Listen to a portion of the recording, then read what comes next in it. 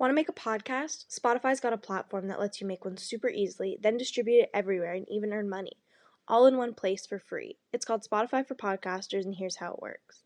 Spotify for Podcasters lets you record and edit podcasts right from your phone or computer, so no matter what your setup is like, you can start creating today. Then you can distribute your podcast to Spotify and everywhere else podcasts are heard. Video podcasts are also available on Spotify. With Spotify for Podcasters, you can even earn money in a variety of ways, including ads and podcast subscriptions. And best of all, it's totally free with no catch. Spotify for Podcasters has made our podcasting process so much easier and even has options like Q&As and polls so we can engage with listeners. I highly recommend you give it a try. Download the Spotify for Podcasters app or go to www.spotify.com/podcasters to get started. The following contains descriptions of physical violence, sexual violence, and graphic descriptions of autopsies.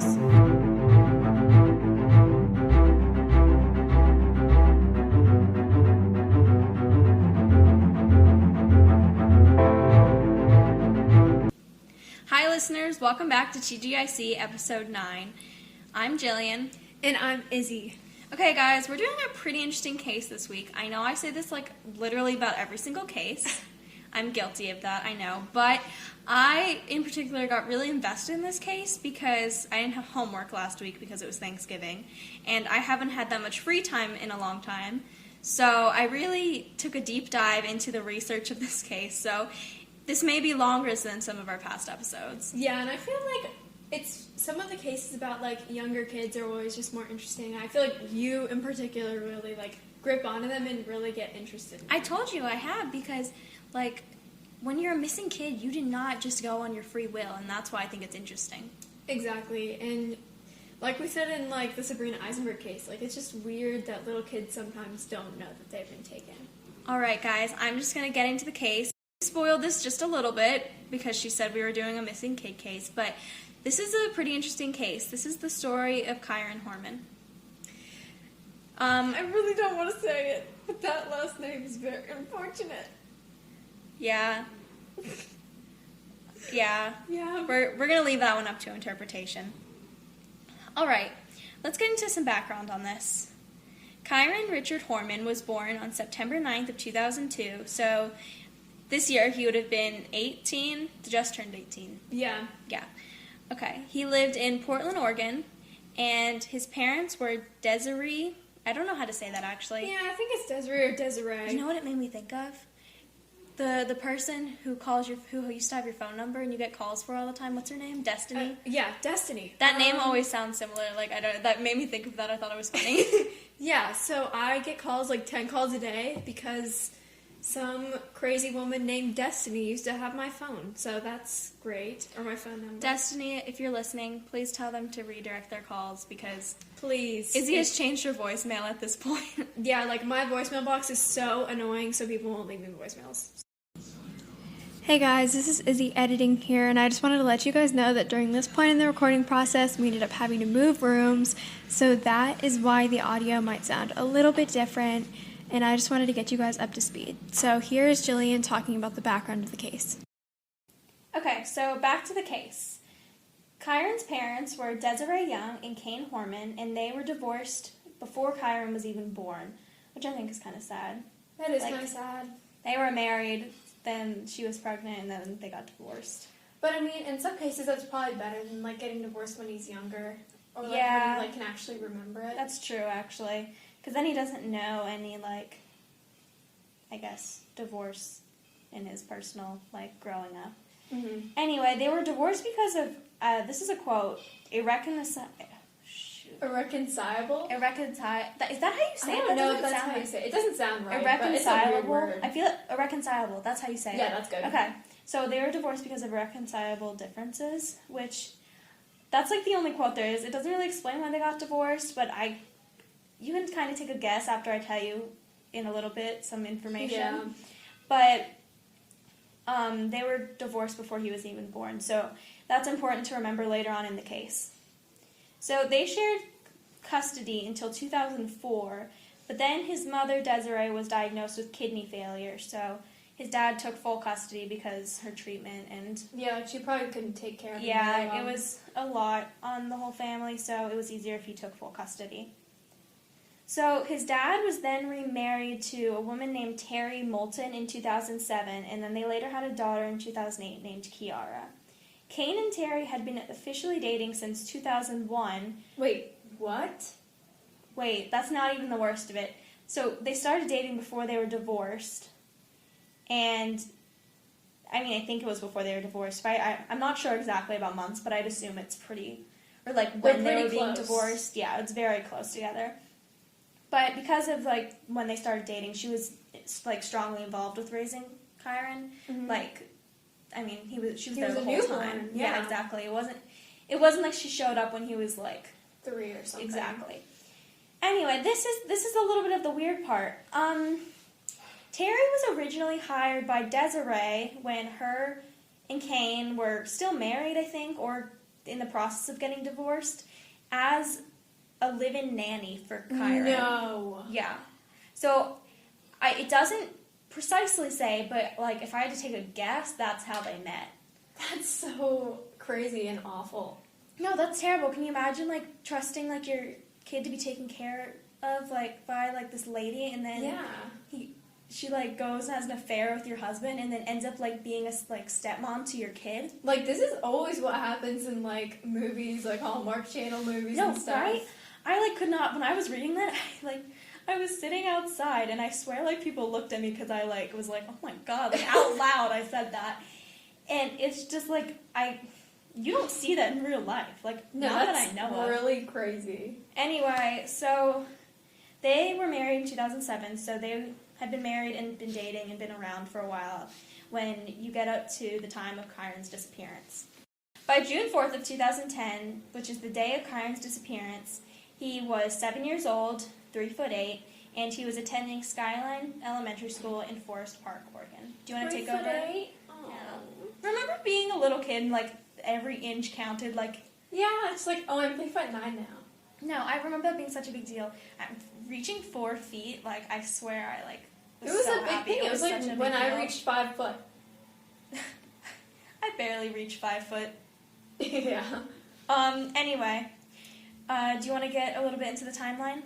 Yeah, so on June 4th of 2010 was, again, the last day that Kyron was seen. So around 8 a.m., Kyron arrived at school.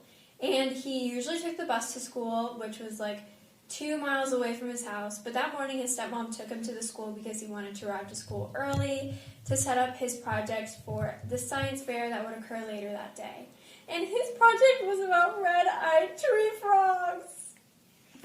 For you guys that, like, don't personally know us, Izzy loves frogs. I freaking love frogs. I have, like, a 250-pin Pinterest board of frogs because I love them so much. Yeah, so it's very endearing that he had a project about tree frogs. Also, that's just so cute. That's, like, such a little kid thing to do. Like, I know. Like, have a project that's just, like, about, like, the red-eyed tree frog, like...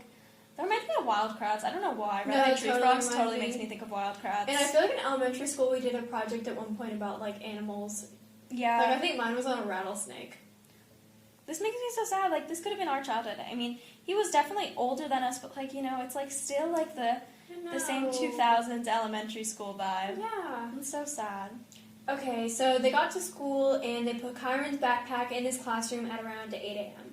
And at 8:15, a witness sees Kyron and Terri at his science project. And this was, like, when they were seeing him, like, in front of the exhibit. And then by 8:45, the bell rang for school to start. So Kyron told Terri that he was going to go to his class. And Terri states that she had left the school and that the last time she saw him was when he was walking away from her to his first class. And sadly, like, this is the last known record of Kyron, because he never showed up to his first period or any of his other classes. This is something that I find so weird about this case because, like, his stepmom says bye to him, right? Like, I can't imagine that the school is too big. Like, elementary schools are tiny, and she didn't just, like, let him wander around the school. Like, up until, like, 1st or 2nd grade, my parents would walk me to, like, my classes and stuff. And so, like, or even when they wouldn't walk me anymore, they take me as close as, like, they were allowed to, I guess. Mm-hmm. And it's just weird to think that somewhere in, like, the very tiny amount of space in this, like, enclosed, supposedly safe environment, that's when he disappeared. And that's just, I mean, during this case, like, my mom remembers this, and she was like, it literally scared parents, like, all around the United States. Like, when you think your child is safe, and they disappear in their school. Exactly, like, and the thing is, we'll get into this a little later, but no one knew he was missing until after school. But we'll get back into that a little bit later. I'm going to go into, while we're in this in-between time of when Kyron is supposed to be at school, I'm going to talk about a little bit where Terri was. And I promise this is relevant, so stick with us. So Terri, again, is his stepmom, and she says that after she made sure Kyron got to his class, or tried to make sure he got to his class, she says that she ran errands at 2 different Fred Meyer's grocery stores. I'm not familiar with these grocery stores because they're on the other side of the state or country than I am. Yeah. The other side of the state, the other side of the country. So, but I assume, they're probably just like Kroger or Publix. They're grocery stores. I don't think that has any particular relevance. We know that we have some listeners who don't even live in the United States and probably don't know this concept, but, like, there are different grocery stores per state. Like, it's really weird. Stupid. I think it's so stupid. Why don't they just have a generic grocery store? And you know what? This, I promise this is not sponsored by Publix, but I have to share, I love Publix, and, like, the fact that they're only in, like, 3 states is, like, terrible. It makes me sad. And no one all else of gets, the hot like, guys at work at Publix. You're the only one. Okay. No, I know all of them by name, and I know when their shifts are. Okay. One day we might have to make a podcast episode about Izzy and her Okay. stalker tendencies. Anyway, so Terri was running errands at these 2 different grocery stores at about 10:10 a.m.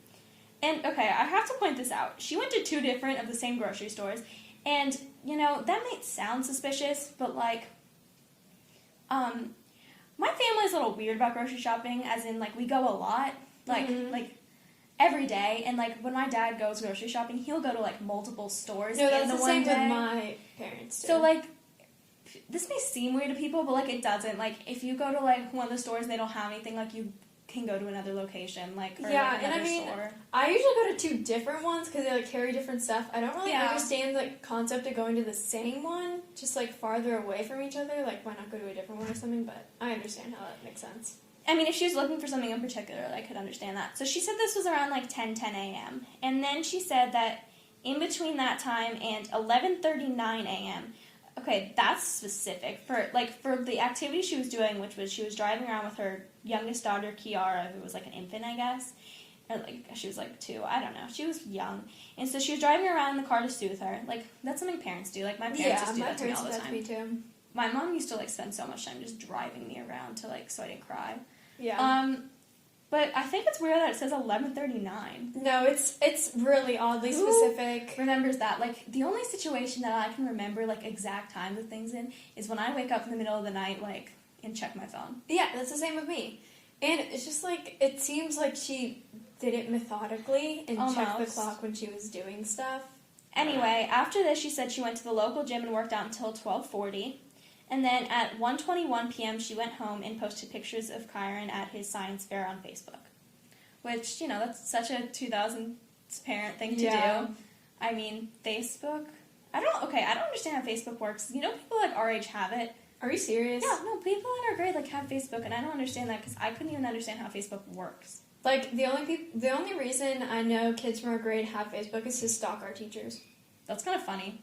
Wait, that's, like, really funny. Our Spanish teacher has a Facebook. Oh both of our Spanish teachers, actually. Wow. Yeah. Anyway, so after she posted these pictures, she just, I guess, it doesn't say specifically what she did, but I guess she arrived home, so she was just at home.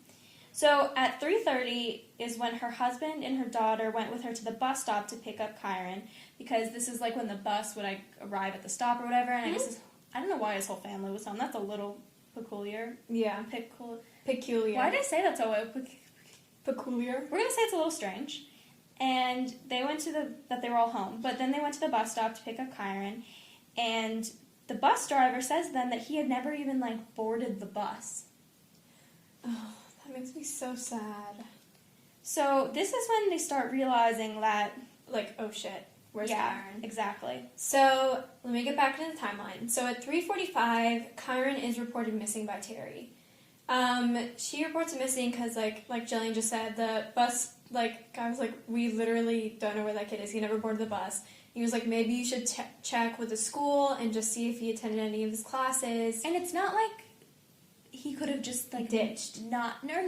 I mean, he could have ditched school, but, probably not because he was in elementary school. But I was going to say, it's not like the bus driver just didn't recognize him or something. Yeah. People know their bus drivers, which is something I didn't realize because I was, never someone who rode the bus. But, I went home with a girl one time when I was younger, after school, and I rode the bus with her. Mm-hmm. And, everyone knows each other on the bus. It's like they have, a bus family, and, they say hi to the bus driver, they know them.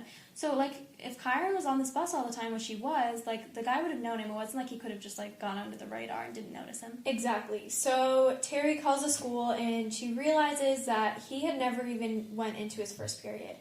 And she finds out that his teacher had marked him absent after 10 because she thought he was at a doctor's appointment. I have such a big problem with this. because this is this is exactly where all the problems started because no one was cross-checking their information. At our schools, if you are marked absent for one class, they call your parents. Yeah, they call your parents, and then the next day on the intercom, they're like, please send blank blank to the office to check their attendance from the other day. Exactly. It is such a big deal. Even in elementary school, they used to do this, and that's why I don't understand. Maybe this is why they do it. Actually, maybe because of this case. I wonder if that has any connection. But the fact that she was just assumed he was at a doctor's appointment. That makes me sad for teachers because just think about that. That was a little kid. His mom would have called, or stepmom in this case. And I mean, it was just the littlest mistake too. I do feel bad for her, but she probably thought nothing of it at the time. I'm sure that was a thing. No one mentioned they had a doctor's appointment. I don't know, maybe were cell phones around in 2002? Or I guess this is 2010. Oh, it was. Why do I keep thinking it's 2002? Because he was born in 2002. Okay, 2010. Oh, we were there yourself. He's so much closer to our age than I thought he was. Yeah, we're 15. I know. Okay, I honestly was thinking about this he was so much older than us. He's not that much older than us. Wait, 2010. I was in elementary school in 2010. Yeah, we both were. I thought. Oh my god. No, but yeah. So this just further proves the point that it's just sad. If this teacher would have noticed, wait, where's Kyron? What if she called the parents and they could have found out something was wrong so much sooner? Exactly right. At 10 o'clock, so much could have been different. Yeah. If they had known that he'd never come to his classes. Sorry, I can't believe I just had a total moment where I was saying the wrong year or something, or in my head thinking the wrong year. I thought he was so much older. No. Okay, so June 9th, 2010, this is about 4 days, 5 days after he was gone. So the family had reported Kyron as a missing person, and people had started to search for him in the days prior. And the family had priorly refused to speak to the media or release a statement. But this was the first day that they said anything to the press for publication. So this is what they said. Kyron's family would like to thank people for support and interest in finding their son. The outpouring of support and continued effort strengthens their hope. We need for folks to continue to assist us in our goal. Please search your properties, cars, outbuildings, sheds, etc. Also check with neighbors and friends who may be on vacation or may need assistance in searching. There are a lot of resources here to help you search, so please don't stop. It is obviously a difficult time, and they want to speak to the public so you can hear it from Kyron's family as they come together to share their message. Their objective is to keep the focus on Kyron and not about anything else. That seems pretty normal. Yeah, and I mean, it obviously worked because on June 12th, 2010, an extensive search was started on the perimeters of Skyline Elementary School. This was a 2-mile radius all around the school. And over 300 professionals helped search, and over 1,300 people from Oregon and the surrounding states came to help in search efforts. This search lasted 10 days, and it is known as one of the largest searches in Oregon history. But sadly, Kyron was not found, and no traces of him were found either. Was him. That's crazy that they searched so much and they couldn't find any traces of him. None. Not a backpack, not a shoe, not a shirt, nothing. So then the police started investigating after this as a criminal investigation rather than a missing child case. That's an important transition, by the way. I've noticed in our research they, like, when they switch like that, they, like, know it's serious business. When it's missing kid, they still, like, suspect that they could probably solve it within, like, a few days, or it's, like, more of, like, urgent. Not necessarily as urgent, but it's, like, it's more, like, I guess, inside, like, their, what do you call that? Like, they're like, not their families necessarily, but, like, family, friends. It's more like, local. It's more local. That's what I was looking for. Like, people, like, they know most likely took them, I think, is the difference. And then when they switch it to criminal, like, that's when I start suspecting, like really serious. It gets transferred to the FBI people. then. Yeah. Like, that's a big change. Like, they start getting more people on the case, and they start, like, nationally searching Exactly. for this kid. Because, like, if they can't find anything within the 2-mile radius, like, he could not even be in, like, the state anymore. Yeah. Okay, do you want to get into the suspects and theories? Go for it. Oh, okay. I'm going to get into Terri Horman, who is the stepmom. So, first off, her alibi has, like, never been disproved, but it seems like it could be made up. Yeah, like we talked about earlier, that's why we went through all of our different, like, her different alibi points, because it's definitely important to keep in mind for this aspect of it, because if you think about it, all of her, like, positions and stuff could just be so easily disproved, and they never were, like, accurately proved correct. Exactly, and if you just think about, like how she had such specific times, it seems I think strange. that's weird. That's weird. Like, I'm not going to be able to tell you the exact time. Maybe, like, a 15-minute, like, time like thing. like a window, like, yeah, but, like, I'm not going to be like 11:39 was when I was or like here. you could approximate it to, like, some, like, you could say, like, it was around noon, but, like, you don't know for a fact. Like, if it was 12:01, I'm not gonna say it was 12:01. That's weird. Yeah, this just seems like she's, like, very careful about what she's saying. So, this is even weirder. So, in 2009, like, in late 2009, she approached a landscaper that worked at her house and said that she would pay him to murder her husband. What the hell? Yeah, like, why? Like, there's never been, like, a specific reason, but, like, this... like, why would you do that? Like, for money? Like, even for money, that's weird. Like... And I'm guessing this guy probably didn't have that much of a life insurance payout. But, like, that's just so weird to me. So this landscaper guy came out and he was like, this is what happened. I'm sick of, like, trying to not say anything about it. Well, that's just weird. Like, what the hell, lady? Yeah, like, literally, that's just so weird. And just think about it like this. If someone is so heartless that they're going to hire someone to kill their husband that they've been married to for years. And share a daughter with. Like, they must be pretty comfortable to, like, get someone to kill their stepson or, like take their stepson by themselves and do something with him. Like, yeah, like, they have no issue with this, apparently. She has, like, she's very, not anti-murder, I guess. Yeah, she's clearly not someone who's going to be, like, the clean and vanilla suspect in this case. So, also, she found multiple polygraph tests that were taken about both her about her stepson's disappearance, and, like, her talking about the hit that she tried to put on her husband. And, I mean, we've talked about this all the time. Polygraph tests sometimes aren't the best option. They're not, but, like, if you failed twice, it still makes you suspicious. Yeah. But I do find it strange that she was willing to take a polygraph. Exactly. But, I mean, if you think about this, like, some killers and, like, some of the most twisted people are the most cooperative. Well, yeah, because that makes them look less suspicious. But I'm not thinking she's, like, a pro or anything. True.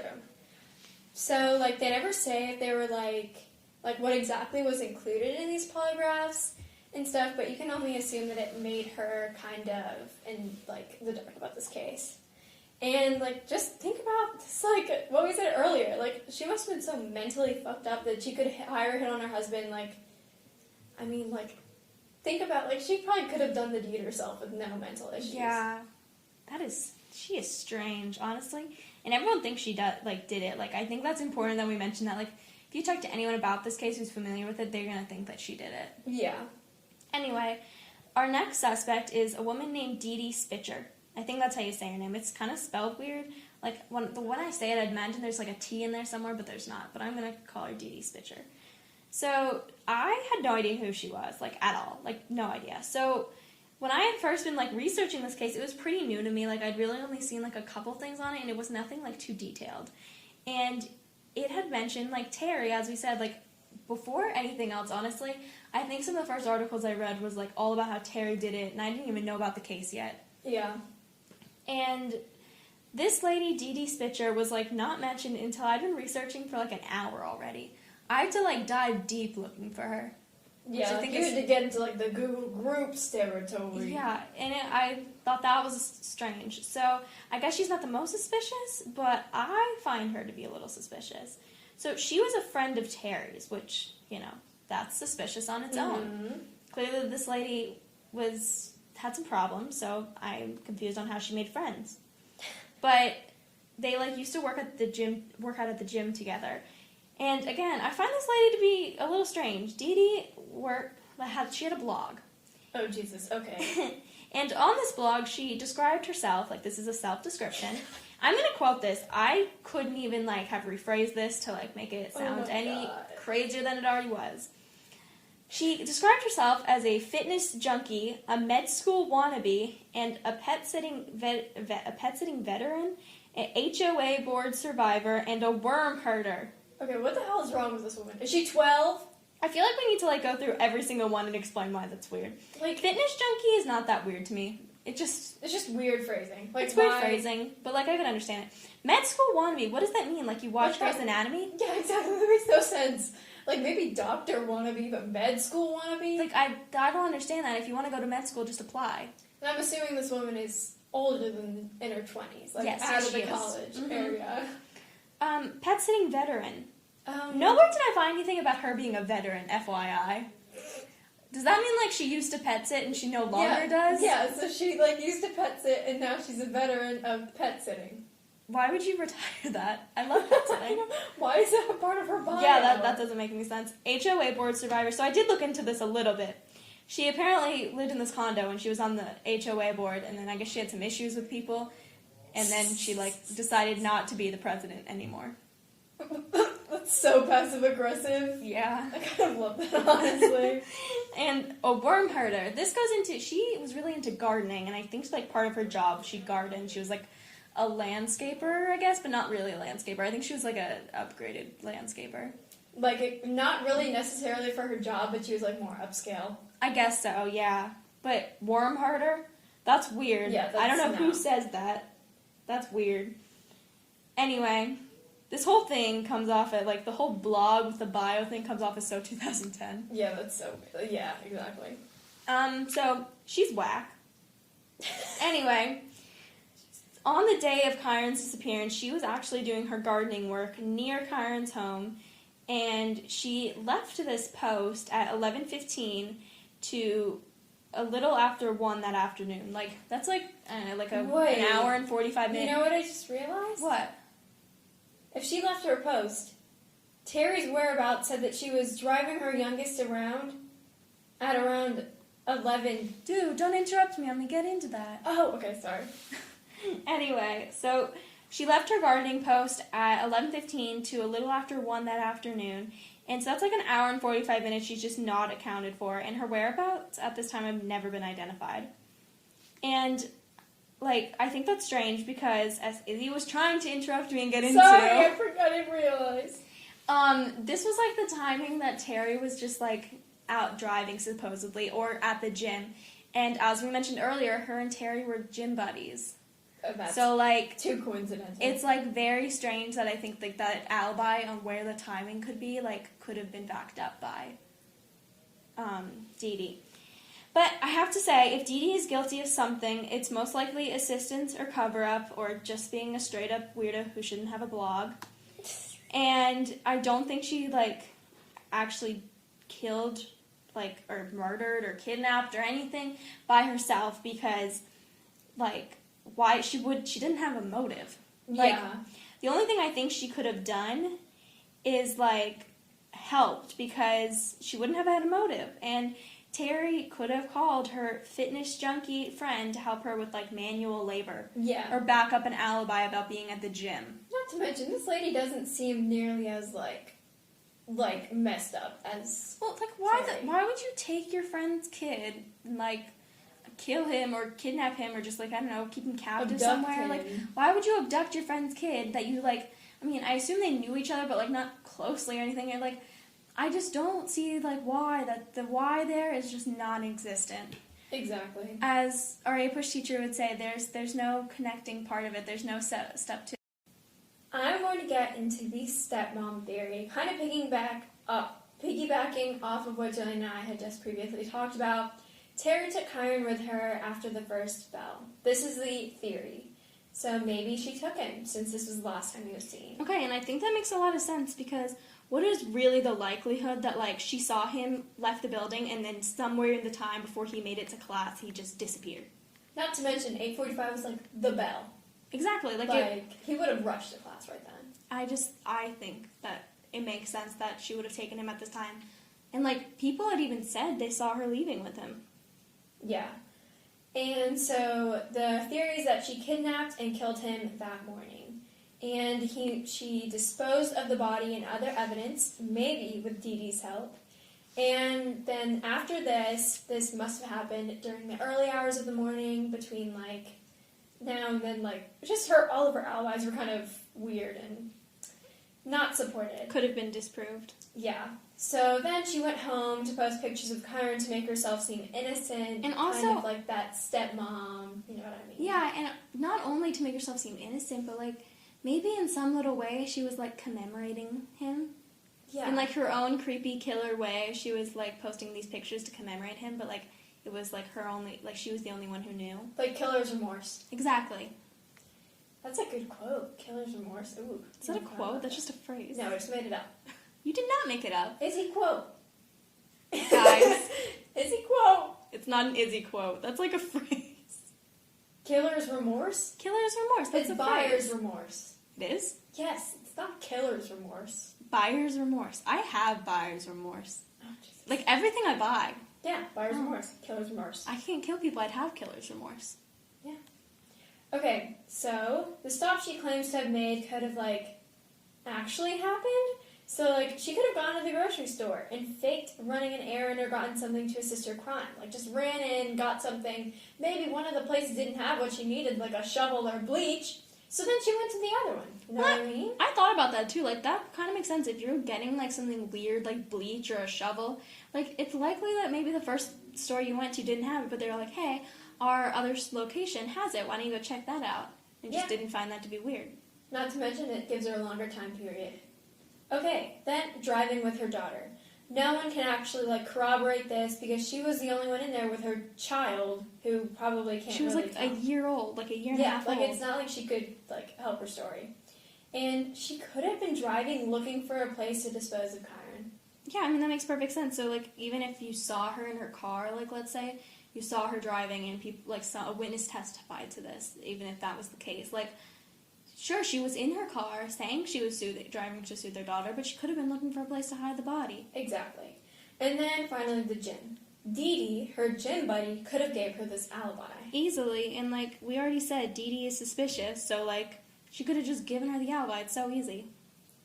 Yeah, so it's just this lady is just overall so sus to me. And I don't necessarily think she has a motive, but, like, you know, people are weird about their stepkids. I think Terri could have done it, like, motive-wise. The only thing I find to be weird is, like we said, like, she basically raised Kyron. Yeah. That's the only thing I find to be weird. But unless this lady's just totally heartless or something. I mean, we know she's kind of heartless. She almost hired someone to kill her husband. That is true. But he's a kid. I feel like there's got to be a difference between, like, a kid and, like, your husband. Yeah. Maybe he was a cheater. And, you know, there's actually a lawsuit put against her, like a few years after this from, like, Kyron's, like, grandparents saying that, like, suing her for wrongful death, basically. Yeah.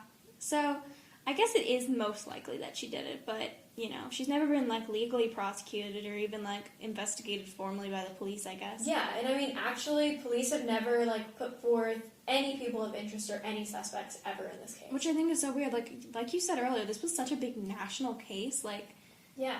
This freaked out parents everywhere. You'd think they'd try a little harder to solve it. Yeah, I know. The FBI was involved. Yeah, like, I don't understand how they haven't gotten anything. Like, not even, like, a couple random suspects? I don't understand. Like, you couldn't even just, like, scan for, like, pedophiles in the area and just say one of them, like, looked suspicious. Like, I'm not trying to tell you to, like, have, like, a false conviction of anybody or falsely, like, look for people. But, like, in a lot of cases, you have to, like, think of every possibility. And even in this case, there's, like, a very real possibility that they didn't investigate. Like, at least not investigate that hard. Like, apparently, Yeah. like, this case in Oregon was, like, a big thing. Like, this hadn't happened in a really long time. Yeah, exactly. I mean, and it's, like you said, from an elementary school where your kid is supposed to be safe, like, it's strange. Yeah.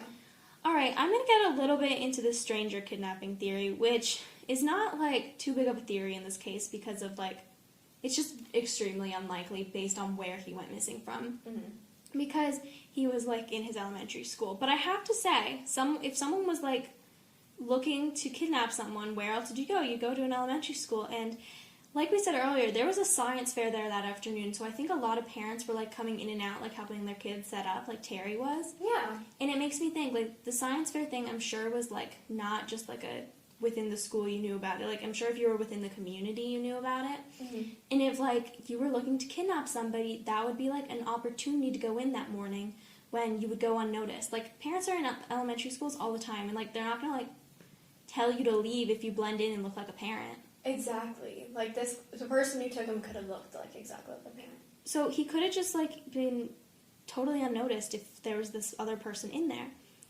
And if this was the case, the stranger would have taken him in between leaving Terri and going back to class, which is unlikely.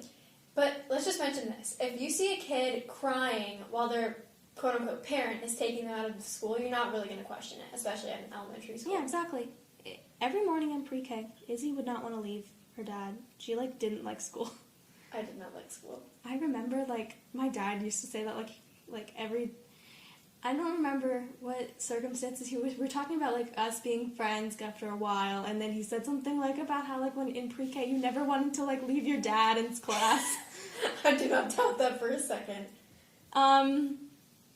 So, yeah, like, if someone holding a crying kid leaving from school, I'm sure that happens on, like, a daily basis. Yeah, definitely. Like, that is not suspicious. Like, that could have totally gone, like, just unnoticed.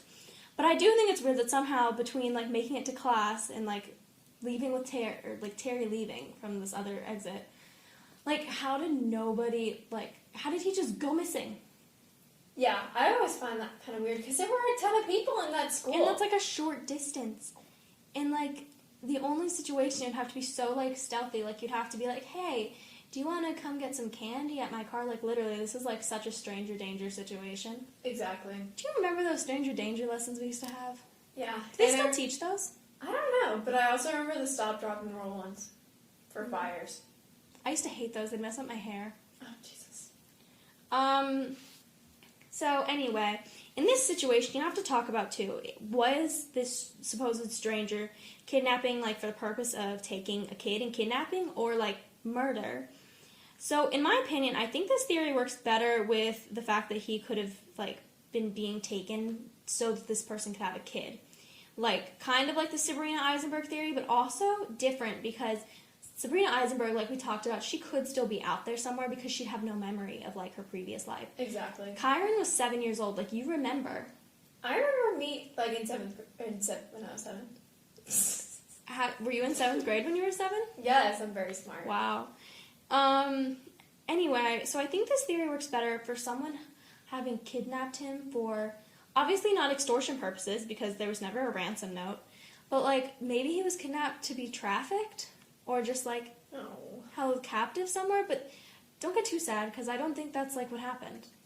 Like, Terry's the bad guy, I'm thinking here, because this stranger theory hasn't even been, like, proved. Like, you'd think that they would have, like, investigated this. I'm sure at some point they did. Like, frankly, I'm shocked that Terri hasn't been named a suspect. Yeah, or even a person of interest. Like, I don't understand that.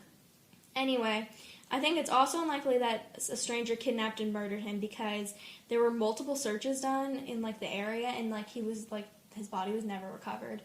And, like, even, like, across the country, like you said, there were searches in surrounding states and stuff, and, like, they just never recovered anything. Like, nothing. And I just think that if, like, a serial killer kidnapped him somehow in the school and killed him, like, you would have figured it out by now because, like, there would have been a pattern, too, with, like, other cases. And, I mean, you gotta think about it like this. Like, killers sometimes, they don't necessarily want to be found, but they want to be recognized. Exactly. Like, you would know if there were, like, other little boys going missing from elementary schools or, like, places where a lot of kids and parents are. Yeah. And, like, going missing under similar circumstances. Like, this is why this theory is just so out there for me, because Terri just is so suspicious. It makes every other theory, like, pale in comparison. Anyway, we also have to talk about the non-criminal theory.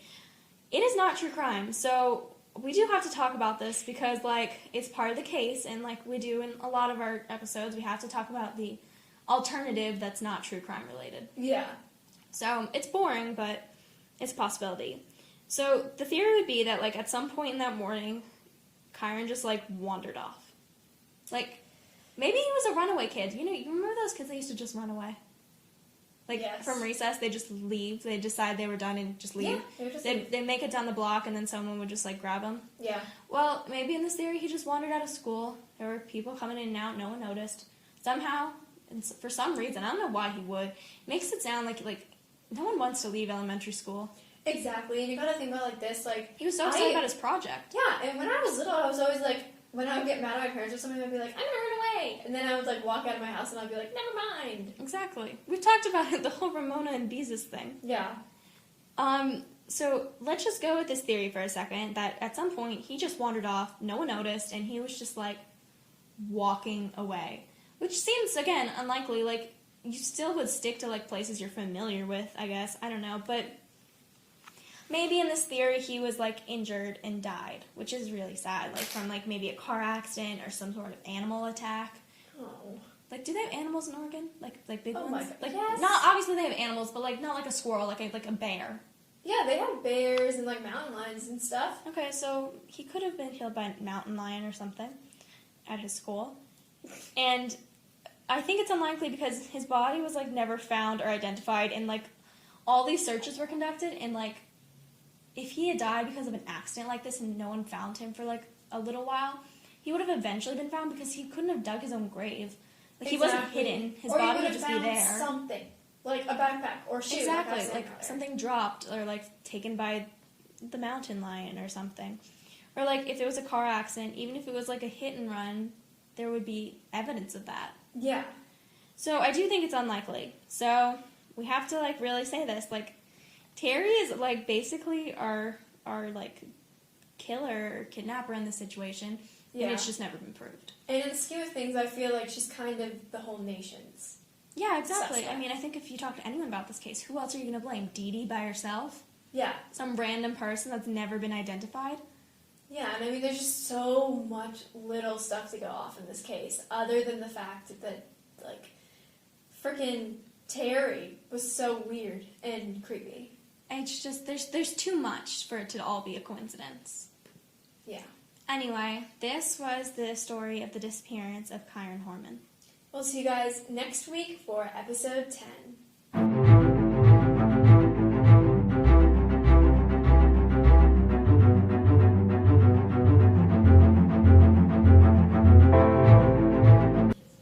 Hey guys, this is Izzy. Just wanted to thank you so much for listening to this episode. It was really interesting and fun to do, but you might have noticed that there was a little bit of background noise, and that's because we actually had to sit on the floor while recording this episode, so we might have bumped the microphone a few times. Just want to let you guys know. See you next week.